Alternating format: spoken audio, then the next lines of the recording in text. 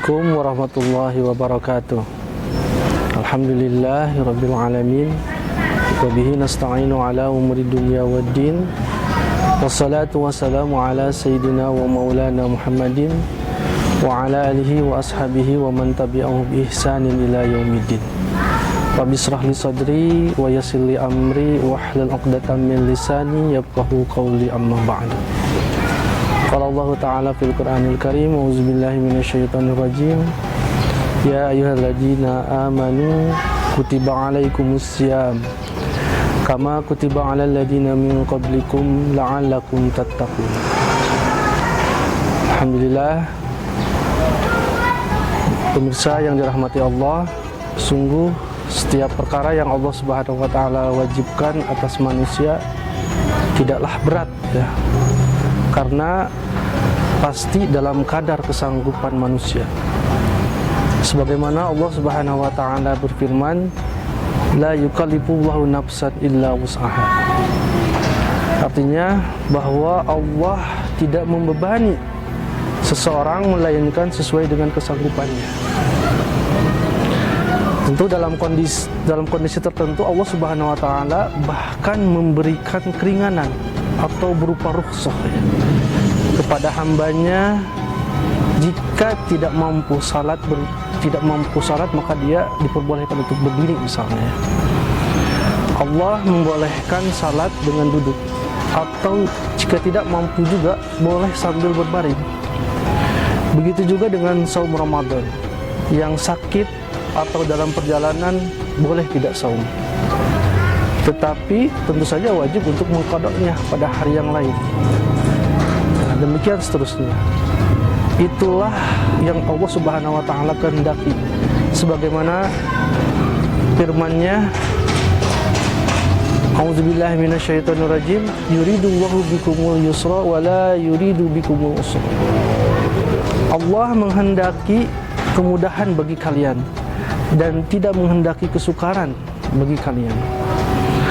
Dalam surat Al-Hajj ayat 78, wa ma ja'ala 'alaikum fid-dini min haraj. Tidaklah Allah menjadikan agama Islam ini kesempitan atas kalian. Nah, ini jelas, ya. Dalam kondisi normal setiap kewajiban atau ibadah tidaklah berat, ya.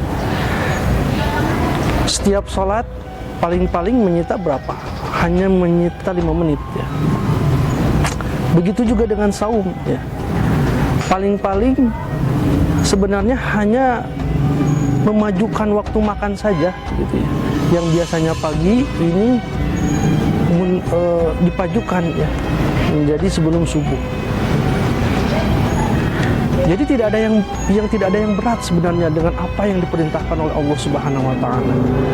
Kita hanya diminta untuk menahan diri untuk tidak makan siang. Maka tak ada ceritanya, ya, orang yang sakit karena saum, gitu, ya. Tidak ada ceritanya orang yang kelaparan karena saum, gitu, ya. Begitu juga orang tidak ada ceritanya orang yang miskin karena zakat, ya, karena dia melaksanakan zakat. Justru yang lebih banyak terbukti apa? Saum, gitu, ya.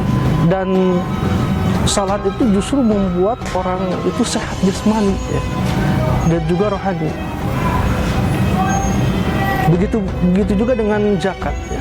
Justru zakat ini berdampak bagi apa? Penyucian jiwa dan juga terbersihkannya harta kita, gitu, ya. Belum lagi pujian Allah, ya, dan juga ganjaran yang telah Allah Subhanahu wa taala janjikan bagi hambanya yang taat beribadah, khusus bagi mereka yang saum misalnya. Dalam hadis yang diriwayatkan oleh Ahmad, man shoma ramadhana imanan wa ihtisaban ghufira lahu ma taqaddama min dzambik. Siapa saja yang melaksanakan saum pada bulan Ramadan, ya, imanan atas dasar iman, ya, wahtisaban dan juga pengharapan, ghufira lahu ma taqaddama min dzambik, maka akan diampuni, ya, segala Di sana kan semua ya, semua apa yang semua dosa-dosanya yang telah lalu gitu. Dalam hadis yang lain Rasulullah SAW juga bersabda, walisoimi farhatun hina yubtiru wa farhatun hina yalqa rabbahu. Bagi orang yang saum ada dua kebahagiaan, yaitu kebahagiaan saat berbuka dan kebahagiaan saat bertemu dengan Tuhannya di surga nanti. Pemirsa yang dirahmati Allah, jika untuk mengerjakan kewajiban diperlukan kemampuan, tidak demikian halnya dengan meninggalkan keharaman. Sama sekali tidak diperlukan kemampuan. Anda tak memerlukan uang untuk tidak meminum khamr. Anda juga tidak memerlukan untuk mengeluarkan uang untuk tidak melacur atau berjudi. Anda juga tidak memerlukan kemampuan fisik untuk tidak membunuh atau tidak korupsi. Bahkan bila Anda tidak berjudi atau menenggak miras, dana akan bisa hemat. Apalagi fakta membuktikan bahwa setiap pelanggaran terhadap larangan Allah Subhanahu wa taala itu pasti akan berdampak ya. Terhadap larangan Allah Subhanahu wa taala pasti akan berdampak buruk. Nah, disinilah selain kemampuan untuk mengerjakan perintah Allah Subhanahu wa taala dan meninggalkan larangannya, ternyata diperlukan apa? Ternyata juga diperlukan adanya kemauan. Ya.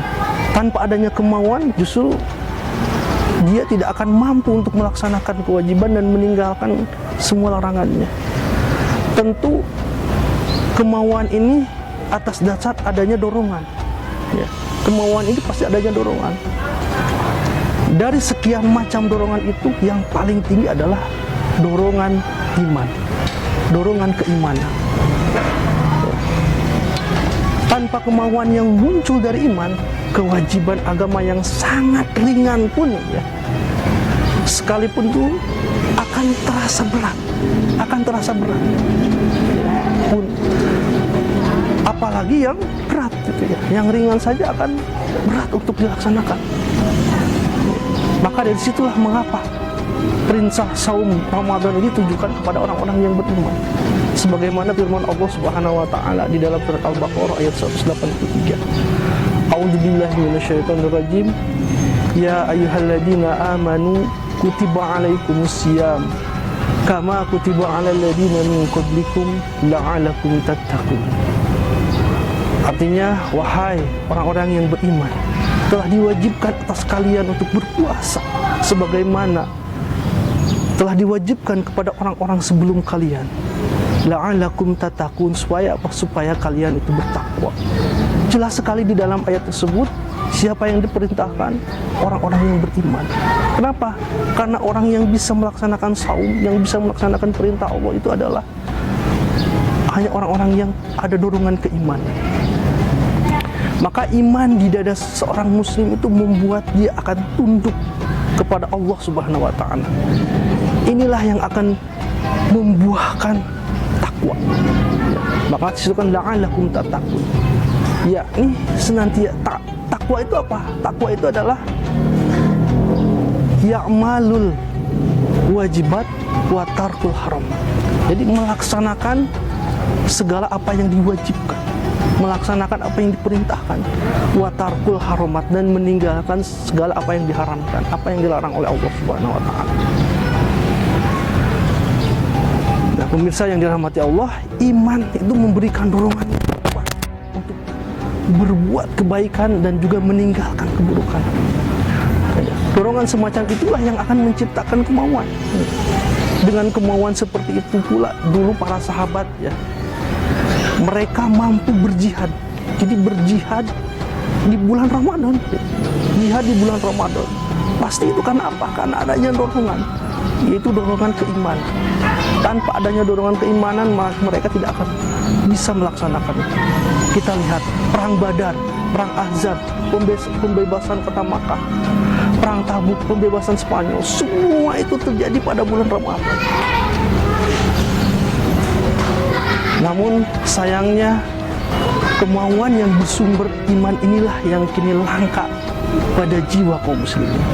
Sekian banyak perintah agama diabaikan dan sekalian banyak larangan agama yang dilanggar. Akibatnya berbagai problematika muncul di sana sini, tak pernah henti.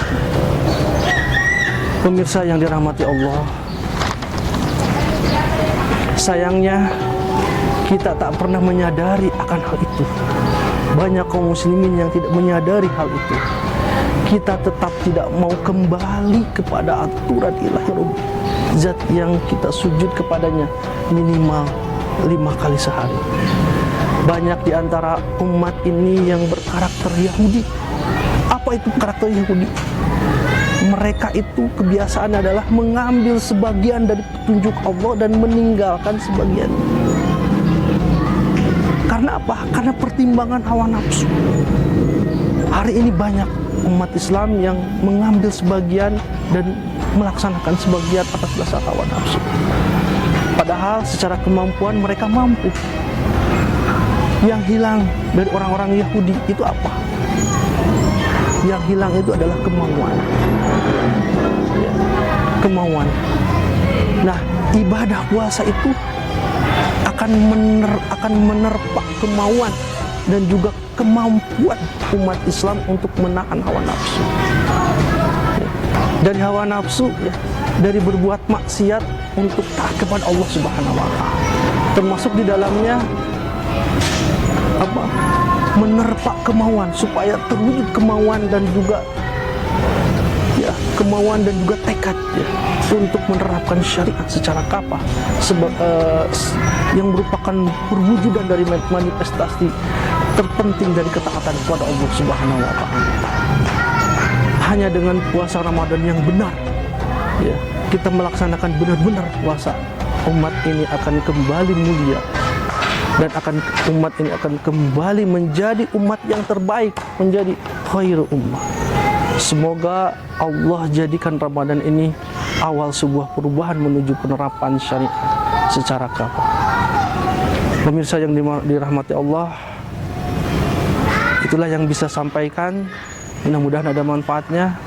Assalamualaikum warahmatullahi wabarakatuh.